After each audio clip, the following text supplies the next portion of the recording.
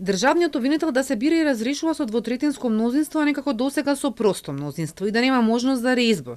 Ова се дел од клучните препораки за Законот за јавно обвинителство во заедничкото мислење на Венецијанската комисија и Генералниот директорат за човекови права и владење на правото на Советот на Европа.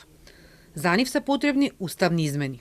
Со оглед на важноста на прашањата за автономијата и релативната независност на јавното обвинителство, Венецијанската комисија препорачува пред се во контекст на идна уставна реформа, уставот да се измени во овие точки за да не се предвидува можност за повторно назначување на јавниот обвинител и да се обезбеди квалификувано мнозинство во собранието за негово назначување и разрешување. Дополнително има и препораки, како тоа, во критериумите за јавен обвинител да се вклучат менаџерски и организацијски вештини, да се разјасни дека одговорноста на јавниот обвинител пред собранието не се протега на поединечни обвинителски одлуки и гонења на јавното обвинителство, да се бара од владата да достави јасно образложение до собранието, кога отстапува од мислењето на Советот на јавните обвинители за разрешување на јавниот обвинител.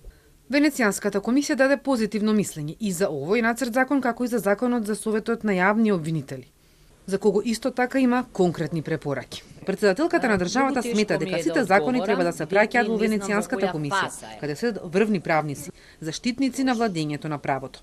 Информирана сум дека министерот за правда целиот пакет на закони врзан за реформите во судството го пратил на Венецијанска комисија и добил мислења за тоа.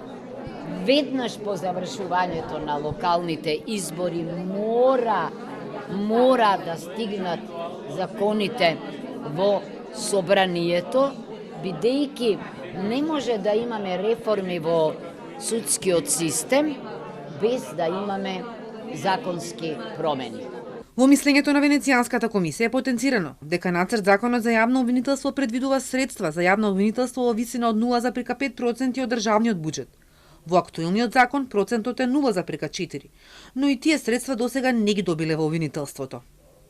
Новина е што став 1 од член 105 сега предвидува поголема финансиска автономија за обвинителството, со тоа што предвидува јавното обвинителство независно да го утврдува и управува со буџетот и да одлучува за користењето, распределбата, намената и прераспределбата на средствата.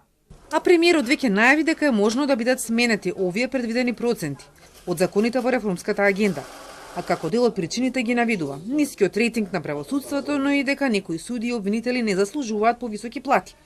Периодов најавува и дека по завршување на локалните избори јавноста ќе види какви чекори ќе преземат. Со 2% рейтинг треба да си заминат дома, а не да бараат повисоки плати и повисок буџет, изјави деновиве Мицкоски.